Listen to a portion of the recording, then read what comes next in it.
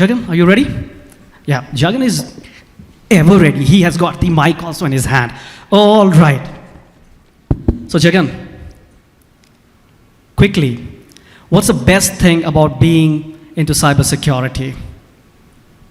Firstly, I'm not into cybersecurity.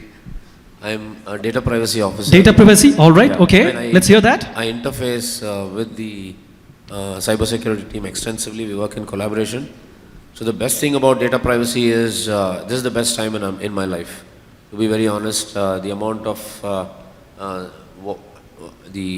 laws that are coming up, the amount of instances that are happening across the globe, well, I think this is the best time in my life. The amount of learning that we are doing from a privacy perspective, and with AI coming in, I would say any privacy professional would love to say the same thing. It's the best time in your life to learn and achieve a lot more. Pretty insightful. Now, another insight about your life. Let's say if you were about to write a book about your life journey. I'm not talking about your professional life journey, your overall life journey. What would be the title of that book? How to live life simply. Wow, that's something truly, truly awesome. How to live life really simply. We are waiting for that book. Can I hear an applause for Jagan, everybody? Krishnendu, if you could take the mic. Okay, this one is interesting. If you have to describe the future of innovation in 3 words, remember 3 words, what would that be? Well, there are a lot of things, basically, but future of innovation, if I have to talk about 3 words, well, I would say, one thing for sure is generative AI. Gen AI, for sure. Because it's going to play a bigger role. Second, I would say, I have a sentence, basically, how the Gen Zs would be able to handle it, basically, because that's something which I am really concerned about, and I think the experienced people will join hands with them in order to ensure that we have the best innovations. Valid concern, for sure. And the third one? And the third one, I would say, I think, networking plays a bigger role.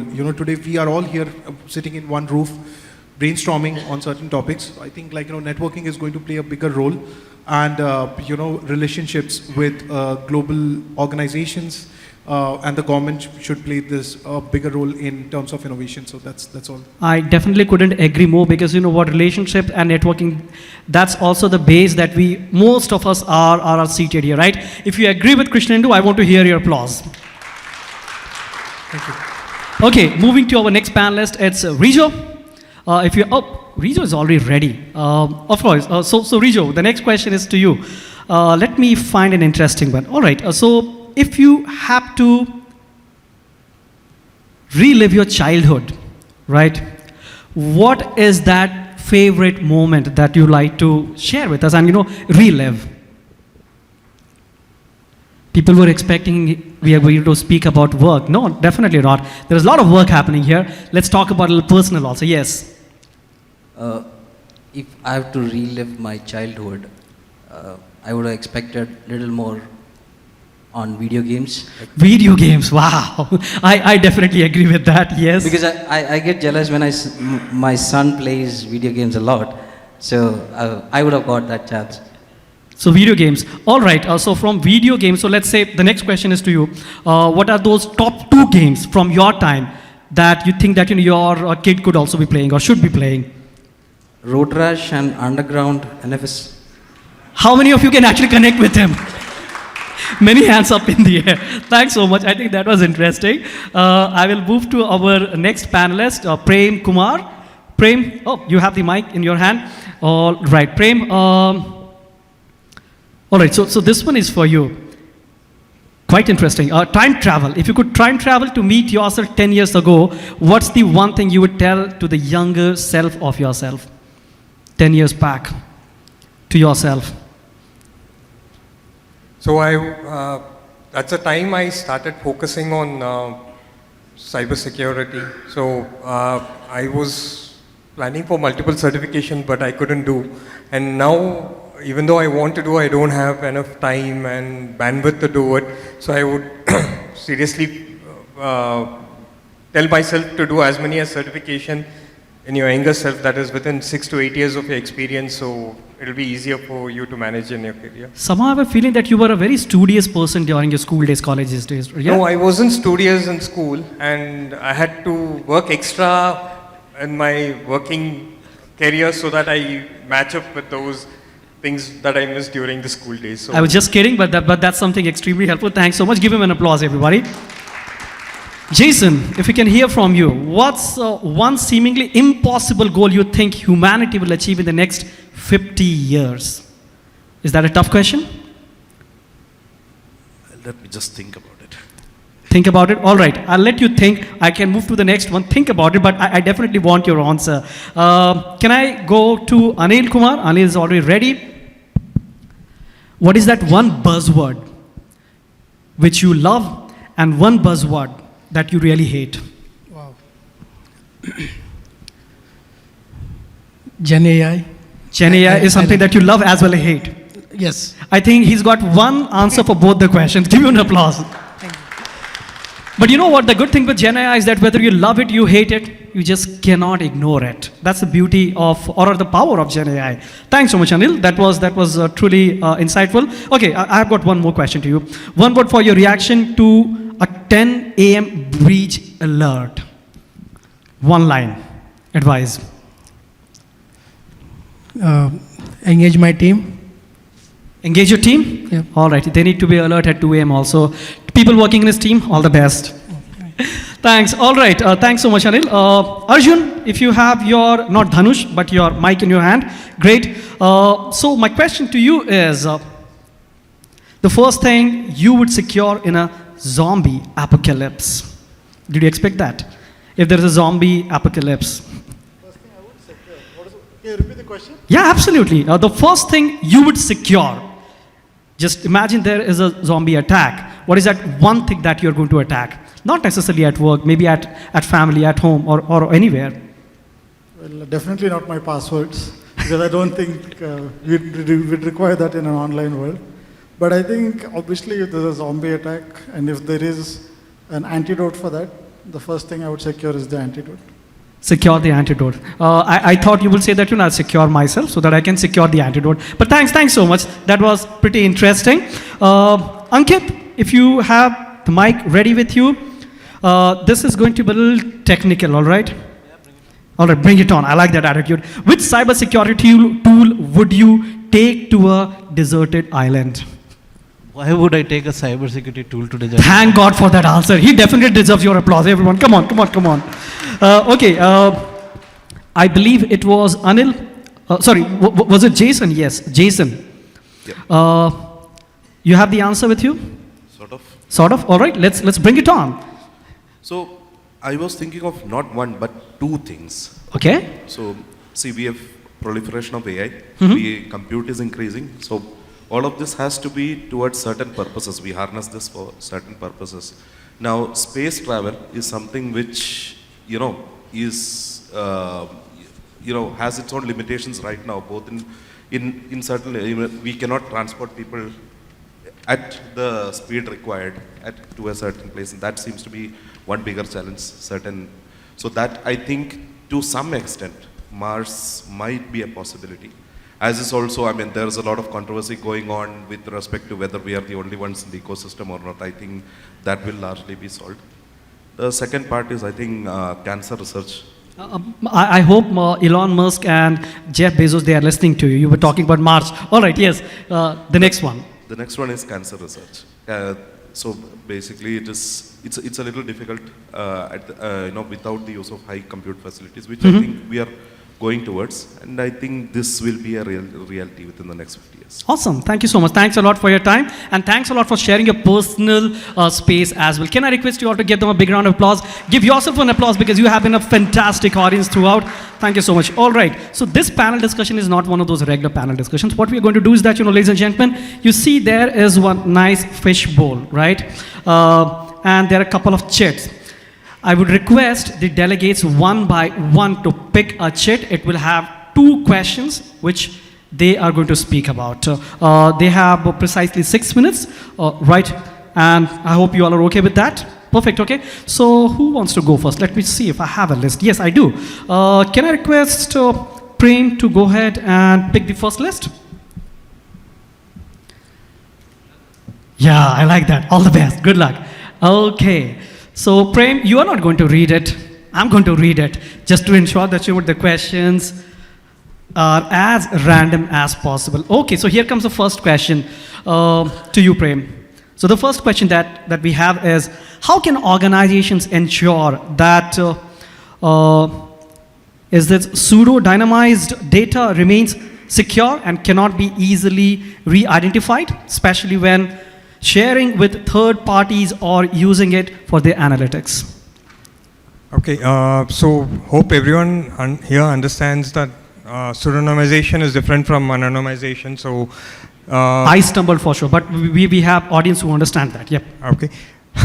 So pseudonymization means you can retrieve the data back, right? And you do pseudonymization specifically when you're using within the organization and you have a reason to retrieve the data back. So there are multiple techniques. Say you can do encryption, you can do tokenization, data masking, and others. So my suggestion would be, in case if you do not have a use case of retrieving that data back, or you feel that the third party with whom you're sharing this data, he does not have any business to retrieve that data back or reconstruct that data, I would suggest you should anonymize the data so that there's no way you can retrieve. Anonymization can be through data masking or one-way hashing. But if you're using it within the organization and you are using it for analytical purposes, you can always use encryption or tokenization. Or if the data is very secured, you can use a combination of both tokenization and encryption together. Hope that was... I'm sure it's a big topic, and I also hope that you will be around here if people have any questions, right? But then yes, the next question which I see here in the chat that I have here, it says, what key components should be included in a comprehensive incident response plan under the DPDP Act, and how often should organizations conduct drills to ensure the readiness? Okay, so the first point is, say, we should have a separate process apart from the incident management process for data breach, because the DPDP Act specifically talks about the personal data breach. So if possible, you should have a separate policy or a process document for data breach management. And the DPDP Act has got some set of lines or the details that you have to be providing to the users and the data privacy board in case of a data privacy breach. So it will include what happened, what time the breach happened, what's the location the breach happened, and it will also include what is the impact on you because of this data breach, and what steps you can take to secure yourself from this breach, or from the breach what happened, or what steps we have taken to ensure that the breach is stopped there and there's no impact on you. And also they have given you they have not given specific timelines in DPDP Act to notify the users, but it says immediately. So you should have a plan in place which calls out all of these things. You have a template ready and it says you have to immediately notify. So it might be within 24 hours, you should have a plan and notify all the individuals within 24 hours.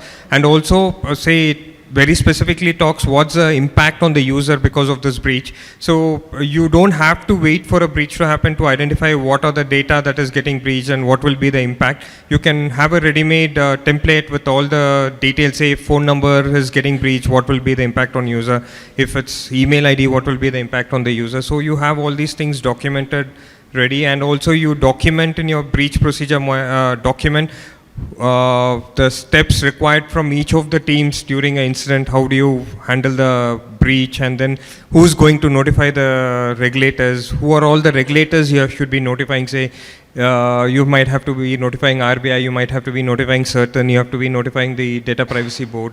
What are their contact details, how to contact them, and how are you notifying the end customers, whether it's through email, SMS, and what are the technical requirements for you to notify. So it's all better, you have all these things documented in a data breach management document instead of a incident management, traditional incident management document.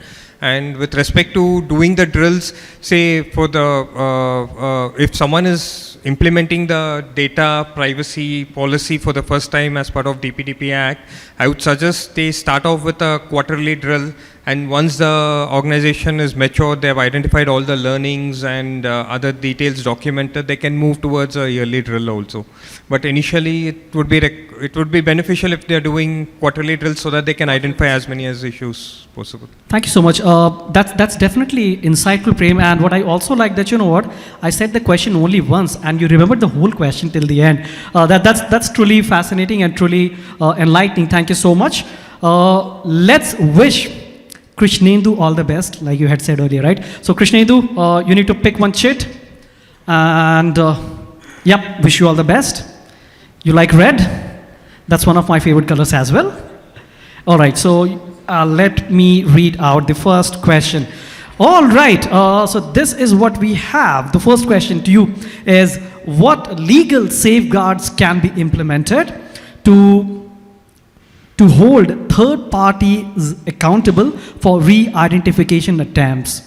I'll just repeat the question for the benefit of our audience. What legal safeguards can be implemented to hold third parties accountable for re-identification attempts? I think that's one of the hot topics in the market.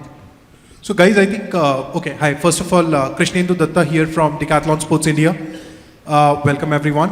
And in terms of my question, let me first clarify what is re-identification. Re-identification simply means that any specific data which you would like to, if there is any cross-reference of that particular data somewhere lying publicly on the internet, it can be easily relatable that this particular data belongs to that particular person or the organization.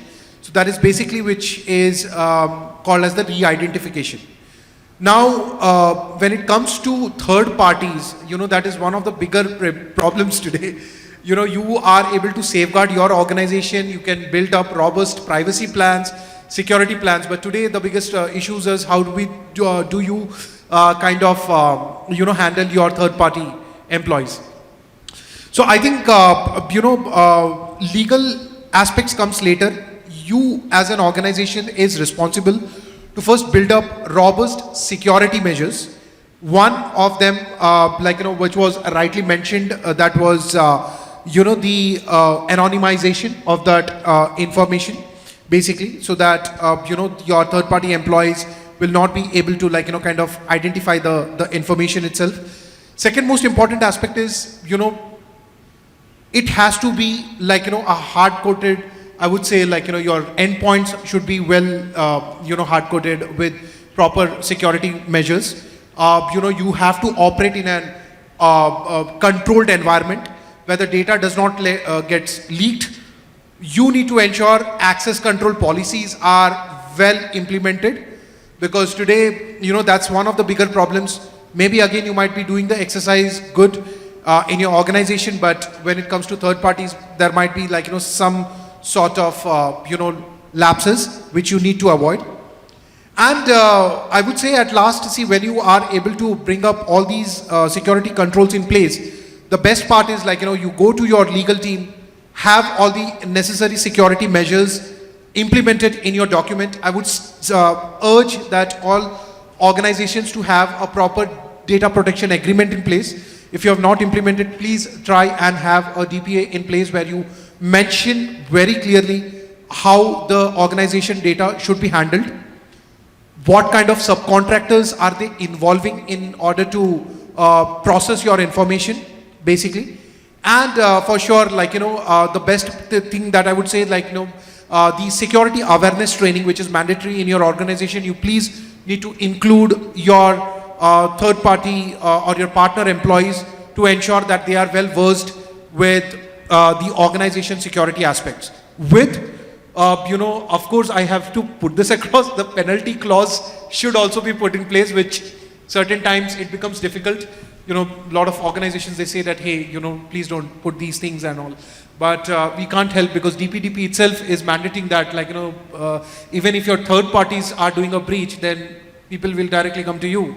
So that 250 crores is one thing that I don't think it will keep haunting the CISOs and the DPOs itself. So the penalty clause definitely has to be there in your DPA. So that is how I would say that. That's pretty comprehensive in such a short span of time. Thank you so much. That brings the next question, which I see here on the chat, is how can organizations develop advanced consent management systems that are both user-friendly and compliant with the DPDP, which you just spoke about, Act, particularly concerning consent withdrawal and data portability? Okay, so I think today the consent management, if you have read the draft rules, the government has emphasized a lot in terms of consent management itself, and today we are building up that the technical controls in how do we manage the overall consent management part. But I would say that I might not be able to give you all the technical safeguards at the moment. Really understand. To go faster on this topic, I would say please start involving a partner, basically, because they are the one who can help you get to the journey faster. One thing which I would like to tell you guys, on your websites, please try and enhance the privacy policies, but ensure that you are making it extremely clear what is your data. Try to minimize the information. Start deleting all the unnecessary data from your systems. Data minimization plays a major role. Be transparent of what you ensure that the purpose of collecting the data is well mentioned. Because today, if I say that, if I'm collecting the age of a customer, I have to put across explicitly that why I'm even collecting the age details, right? So those things has to be extremely clear. Build up very easy mechanisms for the customer of what data do they wish to share, okay, and not something that the organization should have the complete control on. So give them the choice, okay, to say that if they want to opt the opt-out mechanisms, which I'm going to talk about, where you know exactly what you are opting out as a data principal. When I talk about a data principal, it's nothing but as a customer, basically, right? So you have to give them the control. So if they want the marketing details, good enough. If they don't want, there should be a tab that should say that we will, we will not, kind of send you those details. So I think these are the general measures. One last thing about data portability, I think, which you have mentioned. I think GDPR had set the ground rules very correct, the General Data Protection Regulation by the European Union. Your data, wherever you go, whichever country, I think you should be able to download it in no time. It should be in a CSV or a PDF format, and you can carry it anywhere, wherever you want to. So that kind of mechanisms needs to be built in. But as I said, if you want to go faster, try involve a third party. Yeah, and I think that's that also makes a lot of sense from the Indian context, as you said. But Krishnendu, thank you so much. Thanks a lot for sticking to that. We'll move to our next panelist, Arjun. Arjun, if you could please come forward and pick one chit and hand it over to me. Now he's also thinking, which is my favorite color? Pink. Maybe he likes pink. All right. So the questions that we have for Arjun are here. So the first question, Arjun, what steps are crucial for integrating privacy by design, which is PBD, into existing IT frameworks? And how can organizations balance security controls with a seamless user experience? One of the hottest topics in the market. I think that's a great question, talking about privacy by design and how it impacts user experience. And some of my esteemed panelists already touched upon some of the points. What do we mean by privacy? Basically, it's how do we provide users with visibility and control over their own data. And privacy by design dictates that you need to, data minimization, use the data for the purpose for which it was collected, secure the data, be transparent about it, and these kind of concepts, right? So generally when you try to apply it to IT frameworks, it obviously has a rippling effect. It affects a lot of teams. But I typically try to bucket it under people, process, and technology, right? So when you talk about people, who are the frontline people who interact with customers, what kind of data they're collecting, why are they collecting it, try to create that sense of awareness amongst them. When you talk about the process aspect, you can talk about activities like privacy impact assessment, a PIA, right? So if you have privacy champions within each of the teams who have a little bit of awareness about how privacy works, they're able to do an impact analysis and then decide the next steps. And then when you talk about the technical aspects, I think which is where most of the important stuff on privacy gets done, how are we going to implement and design our systems to meet privacy by design concepts? I'll give you an example, right? So you have a concept of data owner rights in privacy. That means the owner of the data can request for the data at any time, they can request for it to be deleted, they can request for restrictions to be put on processing, etc. So is our systems designed to meet the requests of the user? Let's say a user submits a request to say that delete all of my data from your environment. Is our systems, IT and infrastructure, designed to be able to respond to such requests in an acceptable SLA period of time? So as you think about these concepts much ahead, you'll have a much better privacy resilient system going forward. And then the second part of the question was around how do we ensure that security, privacy, and user experience have a very harmonious relationship. So one of the important concepts of privacy by design is that privacy should be a positive sum game and not a zero sum game. What does that mean? Is that in traditional SDLC, security and developers, they do trade-offs saying, okay, we can't do this or we can do this. But the positive sum game says that you should do everything, security, privacy, and development, and still be able to deliver a seamless user experience. So, privacy by default and having frictionless technological controls will help to deliver a better user experience, I feel. Because when you have a good privacy mature system, the user shouldn't even have to do anything explicitly, or they shouldn't even know that there is something called privacy going on in the background. It should automatically be handled by our systems in the backend. Thank you so much. The next question is related to that, which is, these strategies, organizational strategies in terms of educating their employees about their role in maintaining data privacy. What's your take on that? And, what are some crisp points that you want to highlight here? It's a great question. I think one of the important things that gets missed out is the people part and the education part. And generally in India, right, the concept of privacy itself is quite absent. If you get onto a train and people start asking what's your salary, what's your age, are you married, right?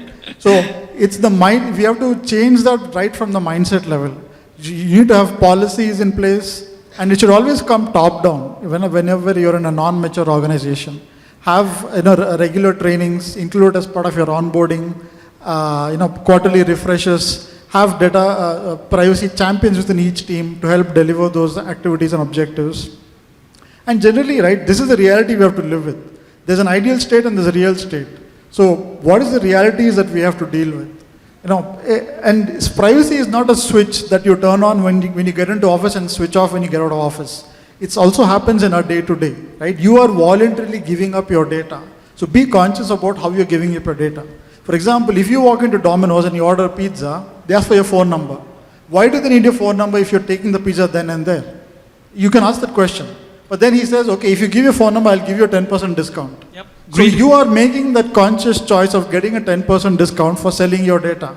So don't complain later, I'm getting spammed and I'm getting these calls.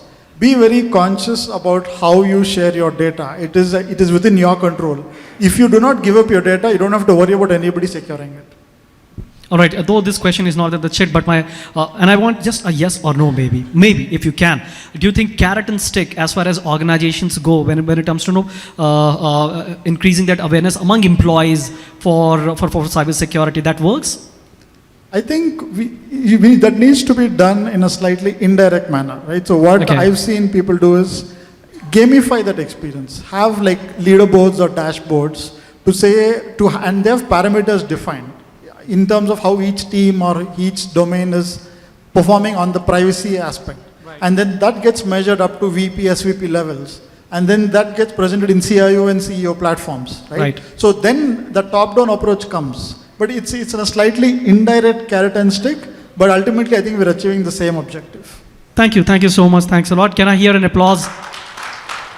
Thanks a lot. So we'll move to the next one, and the color present right at the top of our tricolor. Okay, and we are close to 26th of January. So here comes your question. The first one which I see here or on the chat is, how can cross-functional collaborations can ensure the successful adoption of PBD? We spoke about PBD just a couple of minutes back, but then yes, this short, crisp question for you. Yeah. So, hi everyone. Just an extension of the previous PBD related, right? I think in terms of implementing PBD, from design till implementation, cross-functional plays a major role in terms of, breaking the silos, especially between multiple departments, whether it is marketing, legal, IT, security, right? I think it's about cross-functional, collaboration. So that is where it plays major role in breaking the silos. And privacy is not just legal or IT. It's a shared responsibility across multiple departments.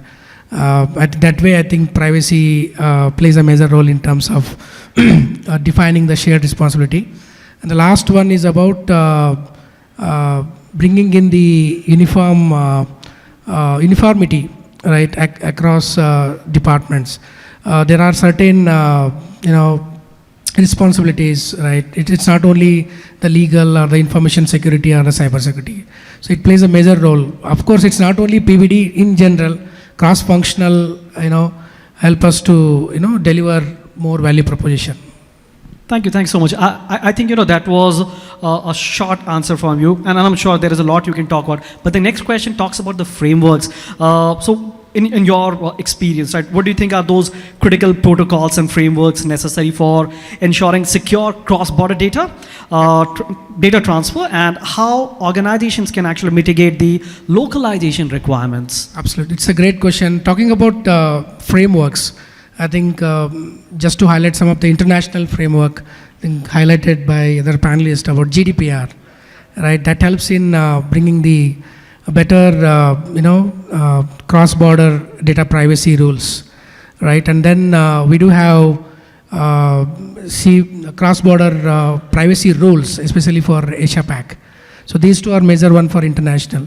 And then we have from an data standpoint, I think we do have certain encryptions, AES 256. That's one of the best encryptions, helps in defining the privacy policies for data in rest and data in transit. And then, of course, ISO, IEC 27001 and 27721. So I think this helps us to bring in more of a privacy information management system, PIMS, and ISMS, information security management systems. And I think regular audits and checks on the privacy protocols and the designs and the practices that will help us to deliver more. And again, definitely vendor plays a major role in terms of defining their compliance, integration. How do we ensure proper standards defined? And second one is about defining the certain compliances, not only vendor but internal compliances. Okay. Yep. Makes sense. Thank you so much. Thanks a lot. Can we hear an applause for Anil, please, everyone? What I truly appreciate is that these are vast topics, but the way you are able to give the answers in such crisp manner, that's truly fascinating. So thanks a lot, Anil. Let's move to the next gentleman, which is Ankit. Can we have Ankit? Ankit, everybody wants to wish you also good luck because you were wishing everyone good luck. All right. So this is what color is this? Is this brown or gray? I do not know. Okay. I'm not going to read this question. I will go to one of our delegates. If you can read it, I just want to ensure that everyone is involved here. Hey, hi. I'm Ganesh Raj from Apollo Hospitals. How can regional data transfer framework like GDPR and DPDP act can be formalized. Thank you. I hope the question is clear to you. I heard it. Thank you.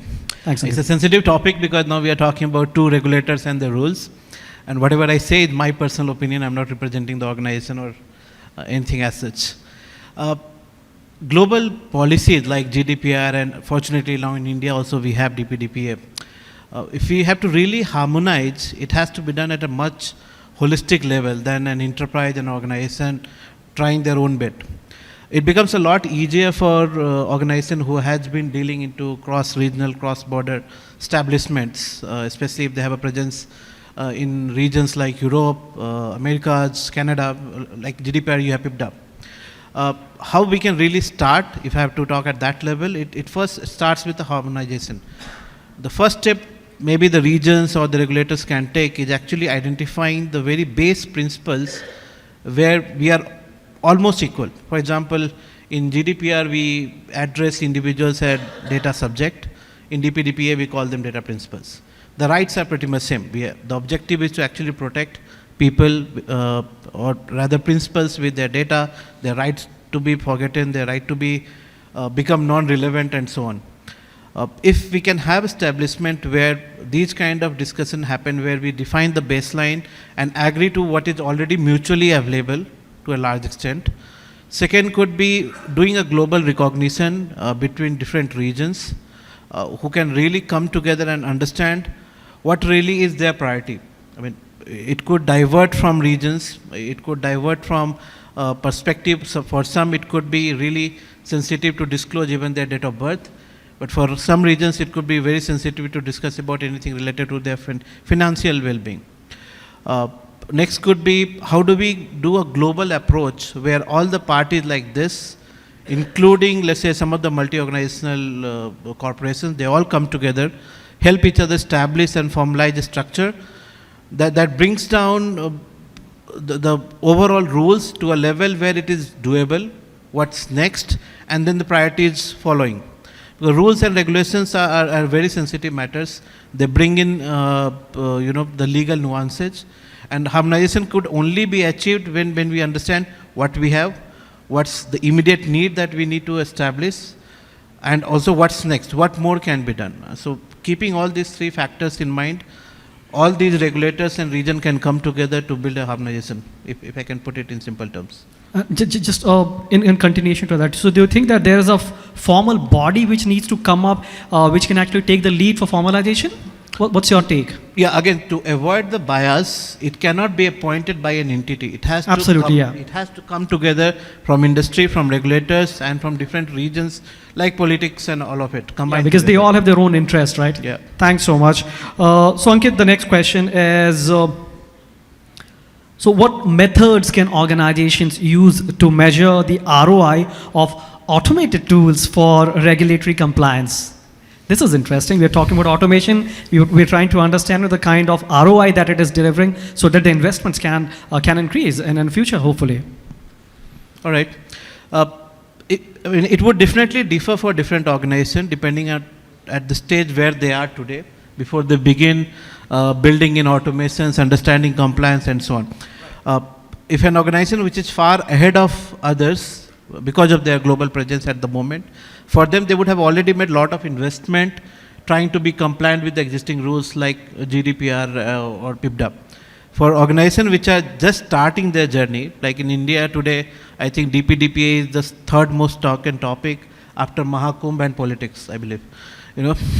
So every organization will have to start their journey, will have to start identifying their objectives, their milestone, do an as-is analysis, and from there the investment will really start. Investment could be at a very basic level of appointing roles, appointing people, doing some manual checks, establishing process and all. Once you have established all of that, then you try to do automation around it. You don't automate something which is not known to you, right? So you start automating, you invest time, money, effort, everything. And all of this coming to a level where it, like I think my colleague earlier said, it has to do everything around people, process and technology. So once you have got your PPT established or settled, then you talk about the return over investment. And how do you calculate? If I'm a CFO, I would just say, what's the money I've invested? How much money have I really saved? by being compliant or by bringing in automation, divided by the overall money and time spent. But to break down that, it has to be done at the people level first. How much of effort, manual effort you are saving, how much of repetitive tasks in terms of somebody doing it and somebody approving it. I mean, you don't need to have a maker-checker option when you have built automation, right? The reportings that you do, the compliance level that you achieve, the maturity that comes to your department or your organization, all of this combined together saves you from penalties, gives you the more flexibility to get on more businesses if you are talking from a smaller enterprise level. And if you are a large organization, it gives you that authority to expand. Great. And that's where the actual return over investment will really start. Thank you so much. So dear delegates, if you're looking for some frameworks in order to, calculate the ROI, the man to be, right? To speaking to be, that's Ankit Kumar. Ankit, thank you so much. Thanks a lot. That was truly insightful. I will move next to Jason. Jason, if you could pick one of those shits and pass it to me. Right, okay, almost green. No, this is not green. I think this is lemon green. So Jason, the first one to you. What role does, very interesting word guys, AI play in ensuring regulatory compliance in data discovery, and what are the associated risks? Do you want to read the question once again? Yes. Yeah, sure. And then this is also for all our delegates present here. Ladies and gentlemen, the question to Jason is, what role does AI play in ensuring regulatory compliance in data discovery, and what are some of the associated risks? So, okay, I think this is at least a two-part question. So I'll break it down into the actual data discovery part itself, the risk, and the mitigation piece. Now, we look at, if you look around, we have a lot of proliferation of data, and on top of it now we have all sorts of, data is being crunched for business purposes, for customer purposes, and so on and so forth. It's passed up and down the supply chain. Now, data discovery tools are not just mandate for compliance, it's also, data is a new oil, so you should be very careful about what you are doing with it. And a key component of it is how you discover data. And when I'm talking of discovery, essentially I'm going a little forward. I'm talking about where you are, how you have to locate data, how you have to classify data, and the protection aspects along with it. Now, if you do it in a traditional manner, obviously it's going to require a huge team, and therefore AI definitely should be part of it. Now, having said that, if you look at the classification of data, there will be two aspects to it. One will be like, okay, I've got a lot of data in the environment. What do I classify? How do I classify? Now, if I'm, just to take a personal example, I've handled PII, PHI, NPI, COI, FCI, I think, among others. So all of these kinds of data are treated differently, both in terms of access, in terms of how we process, store, transport, etc., all of those kind of things. Now, a good data discovery tool will help you classify all these data into different buckets, let you know where they are, how they are, etc. The second part will be the contextual analysis part. Now, this is a problem a lot of organizations, especially which are taking data as an input phase. You'll get, and this is the reason for a lot of databases getting, you go heavy on the database storage cost. One key example I can take is credit card, this thing. So if you punch in a random credit card number and all, and it is not validating at a certain point whether it's a it's with a loan algorithm or not, it can actually pass through, get into your database, and simply increase size, etc. So those are some of the things that you can actually look at as a byproduct of data discovery. Contextual analysis is one. Then the second part, which is from in terms of AI in regulatory compliance aspects.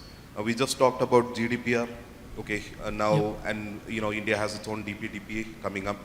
Now we have HIPAA, FERPA, GLBA, all of those kind of data privacy protection laws, you call it which. Now, all of these, even though we have common control frameworks or unified control frameworks, this, if it has an AI component to it, which actually helps you discover, store, and manage this data properly, it's a great boost to have. And since you have AI in the mix, it also helps in unsupervised, machine learning models have unsupervised learning aspects to it. So even if a new type of data comes into your ecosystem which has previously not been adequately classified or stored, this can help you do it. The next piece of it is, okay, fine, anomaly detection, ransomware, one of the biggest buzzwords. It does not hit your database just like that. There are certain changes it goes through in your databases and other things, wherever your data resides goes through incrementally, which can be found out. And this is just one among many anomalies. It could be in terms of access, in terms of transit, anything. So anomaly detection is another aspect I can think about. And of course, the reporting mechanisms as well. Now, if AI is handling all of this, there are certain risks also which will be associated with it. Now, starting from the AI model itself, one thing which I can think about is the model drift aspect. Now, especially in terms of unsupervised learning, simply put, in layman language, once your model is being trained, you have to regularly recalibrate, retrain. Otherwise, there are chances of false, positives, false negatives, etc. And all of those things will come into the picture. That's one part of it. The second part is, okay, I've got a lot of data which is being crunched by, or at least, the AI system knows where it is, how it is, looks at certain aspects. Looking at it from a red team or even a hacker's perspective, that's a gold mine to hit.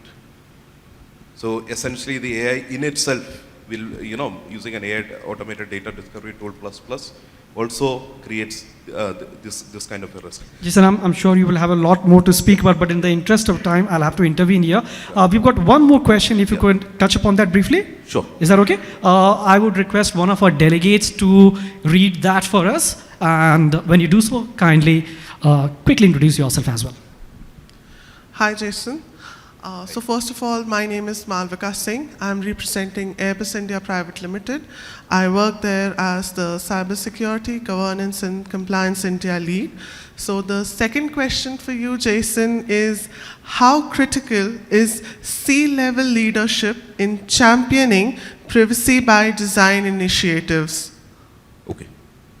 I think a lot of this has been deliberated upon by at least a couple of panelists. So, and we spoke about the bottom-up approach, but from a C-suite perspective, see, there are certain strategic aspects when I'm talking of privacy by PBD initiatives, etc. And the first key component is, okay, you have to get buy-in. The more this is a boardroom talk, privacy is a boardroom talk, the less of an overhead you will be there on the DPO or CISO who's holding an additional responsibility to be able to push this. That is on one side. The second is budgetary and resource allocation. Okay. Now you cannot do it as a manual process. Okay. You will need privacy enhancing technologies. A lot of these things will require budgets, will require personnel to manage this, go about it. So once you have, let's say, buy-in, once you have that culture which is being spoken in the boardroom, at C-level, etc., those things become a lot more easier. The third aspect is the more, especially in terms of product companies, the more it is shifted left into the development cycle, the better it is. And for you to do that, definitely, the CTO, the product head, all of those people should actually understand what it is, must actually believe in the idea, and that part is, extremely important. Thank you very much. Thanks a lot, Jason. Can I hear an applause for Jason, everyone? Very passionate answers, and I'm sure you have a lot more to speak about. We've got our delegates here, and they would love to connect with you. Thank you. The next question will be for Rijo. Can I request you to come and pick one of these chairs? You are left with, I believe, just two more. All right, yeah. There we go. Graciously, he lifts it and passes it on to me. Green, the color of India's tricolor. All right, here is your question. How do Indian enterprises navigate compliance with the Personal Data Protection Bill, which is PDPB, and other global standards like GDPR? We have spoken about it a little bit, but maybe you can give your fresh perspectives to it. Yeah, good afternoon, everyone. See, according to me, any regulation, you should check what are the requirement and applicability in terms of your business or country of your presence. Not all the clauses or obligations are applicable in terms of in Indian market or an enterprise located in India, or you are having an MNC a presence in India or multiple location. So basically, to analyze these regulations in terms of DPDPA or GDPR and check the applicability, put out a risk framework to implement key factors. So ensure liaison with all your legals and compliance team, and you meet these requirements, because every regulations primarily focus on their own citizens, which is present on their own country, and there are ways to import or export data, or you might be a recipient of the data, but you may not be aware of the law of the land or foreign laws. So it's better to check thoroughly, do a research on the applicability of the the law or any regulations. Then you come to the risk framework and you do a gap analysis, try to understand where you can do a plug and play, or if it is already there. For an example, we've been practicing GDPR for a while now, and we are now seeing DPDPA, and I can see a lot of things which is been adopted from GDPR. So you don't have to necessarily implement a lot of things, but there are tweaks in terms of obligations, clauses. So you should be knowing as an enterprise what level of data, type of data you are dealing with, and whose data you're dealing with. So it is important to know the applicability and then navigate accordingly and ensure that you fall under the requirement and get a compliance to it. Thank you so much. And Rijo, when you were answering, I was also checking with this gentleman if he could ask the next question, which is there on the chat. Do you mind? Hi Rijo, I'm Akash, working as an OT cybersecurity lead with Capgemini. Question is, how important is data mapping and classification in building a robust security framework? Great question.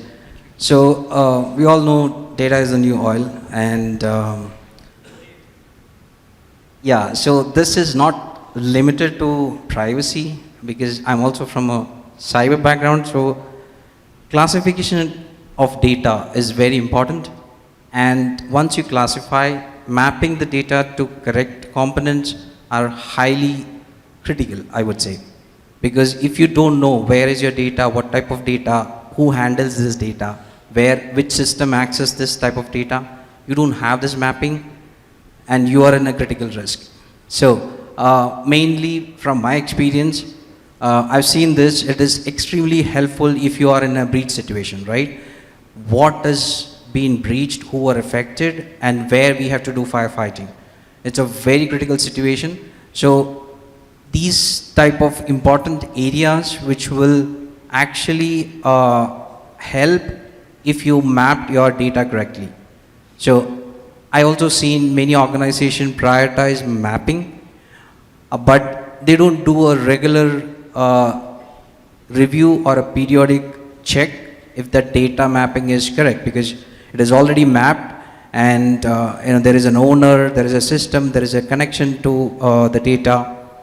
But very often we lack to go back and check on a periodic basis. This check is very important, because based on your information you consume, based on your business, it can be highly critical if you don't check the data or data mapping in a very periodic manner. So I would also encourage to automate this process so that you will get alerts, you will have delegates to do this task, and you don't miss out on any regulatory requirements or obligations as such. Because If, for an example, in GDPR we have a ROPA as a mandate, even government authorities or any regulatory body ask for information, if the information is outdated, that itself qualify for a non-compliance. So it is equally important to do a review and do a mapping in a correct way. If there is any updation, if there is a new processing,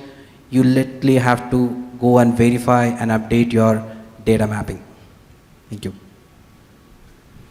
Thank you very much. Thanks a lot, Rijo. Very insightful. Thanks so much. With that, of course, we all know who it is. It is Jagan, of course. And Jagan, you have no choice, but just one last chat. So yeah, wish you all the best as well. And okay, so the purple one.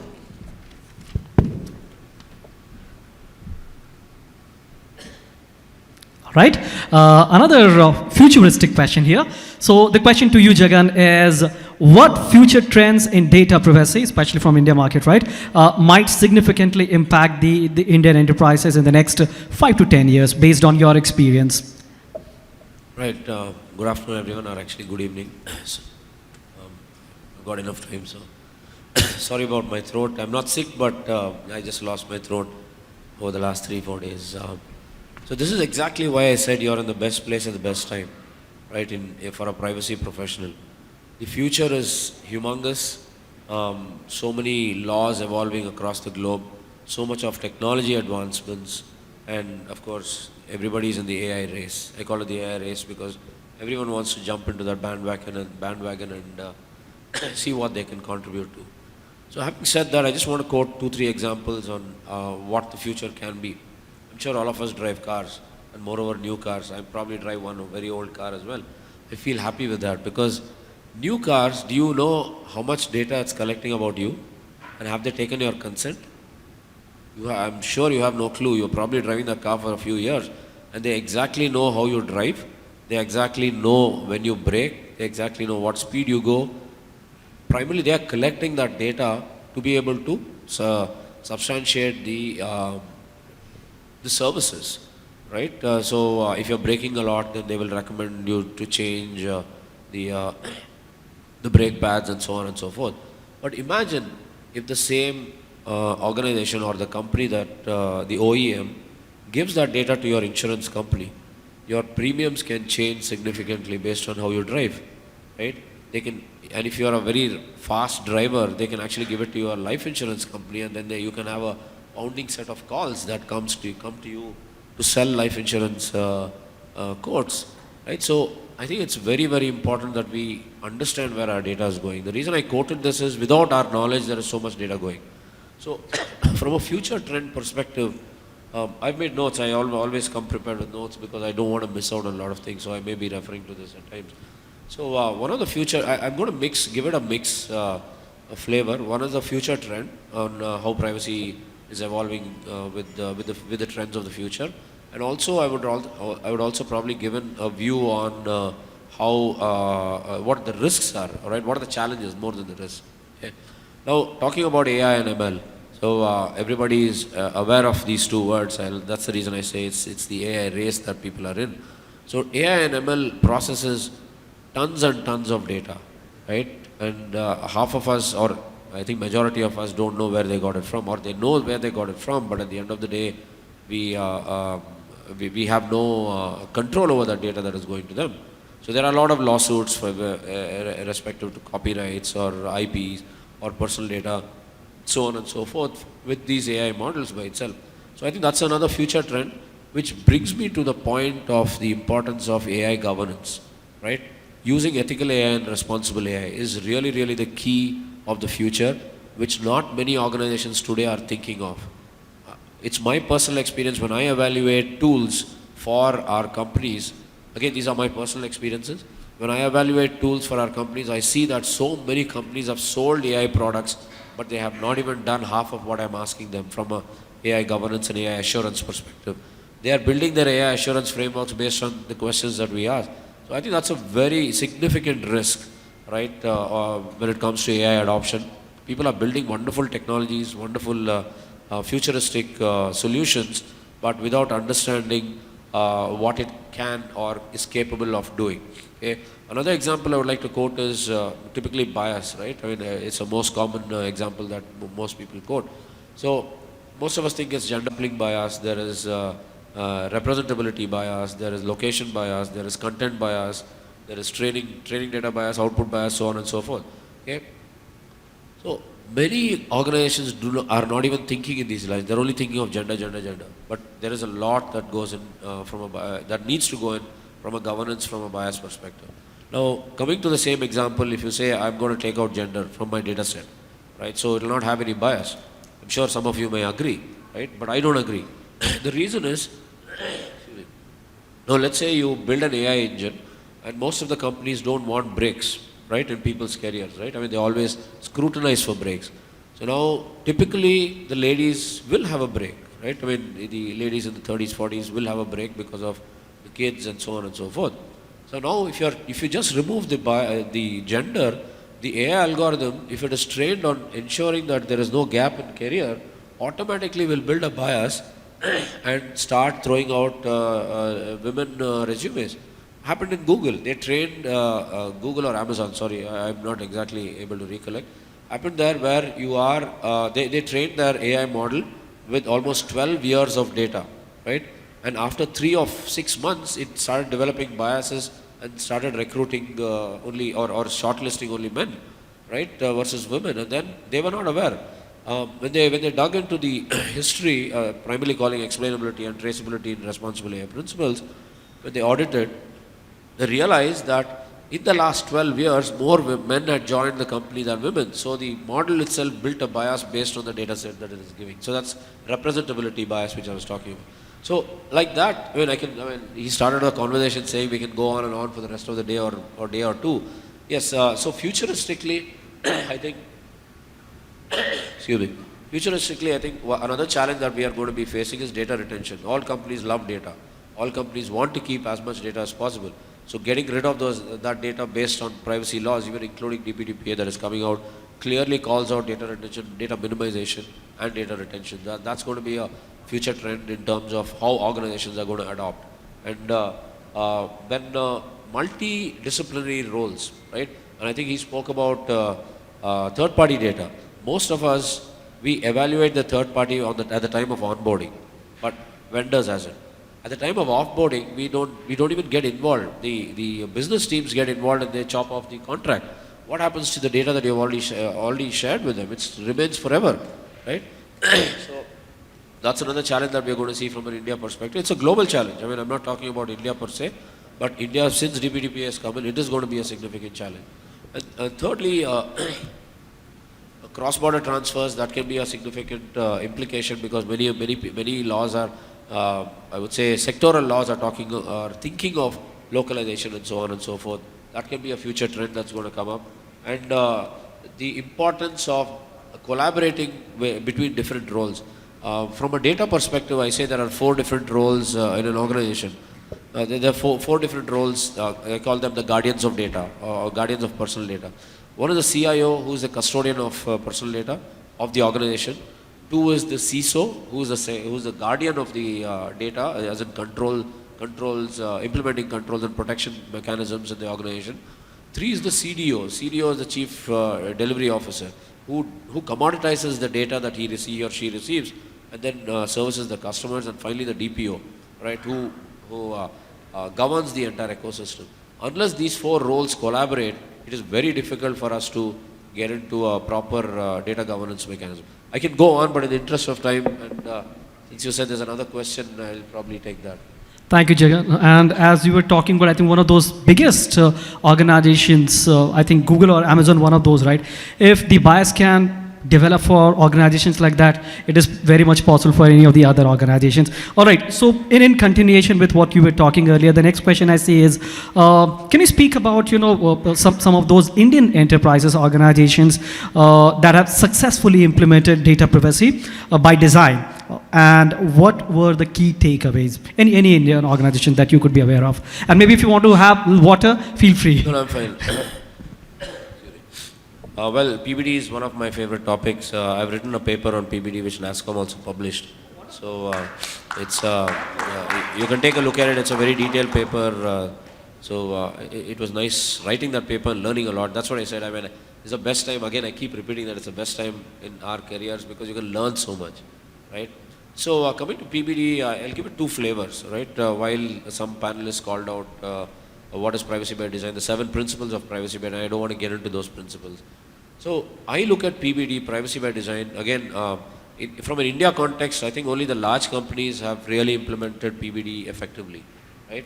Smaller companies needs to evolve. That is the reason I keep telling Meti whenever we have meetings, because DPDP has come in, we as an organization, not me as an organization, but the large organization conglomerates should help the smaller organizations with certain frameworks, with certain guidelines, to be able to, for them to establish and adopt privacy by design principles. Otherwise, they are not going to be able to do so, right? One is it might not be their focus. 2 is it might be challenging. 3 is, of course, it's an investment, right? What's the ROI and PBD implementation? So I think it is very, very important from an Indian context that the large organizations should help the smaller organizations build in certain PBD principles and framework. So I look at PBD in 3 different aspects. One is business, and while the 7 principles are there, firstly, I would like to say that PBD should be looked into the data processing principles as well as the data life cycle, all through the data life cycle. You must not delineate both of them, and you must not delimit any of those. Okay? That's the first thing. So meaning to say that it should start with your business processes, right? Then you come into operationalizing PBDs. There is a myth that PBD means technology implementation, put encryption, put anonymization and so on. But it's not just that. I think another panelist called out, I'm talking about DPIAs and so on. That is also part of PBD. So I split it into 3 parts. 1 is business process, 2 is operationalizing it, and 3 is enabling it with technology. So that will have 2 components. 1 is use technology to govern your entire privacy ecosystem, and use privacy enhancing technologies, which is a contribution of encryption, pseudonymization, federated learning, differential privacy and so on. A small example I would give you on federated learning and differential privacy is during COVID, right? A lot of hospitals wanted to share data because nobody understood what was happening. So they actually use both these techniques of federated learning. So what happens in federated learning is you build algorithms that will go to each database and learn from that. Right? It doesn't bring back any data. So you're not sharing any data. The differential privacy is you are literally scrambling the data and giving only what is necessary so that governments can have all that data for future purpose, analysis and so on. So yes, PBD is a very, very long topic. I thought in the interest of time and the audience wanting to ask questions, I'll pause here and take questions from them. Thank you so much, Jagannath.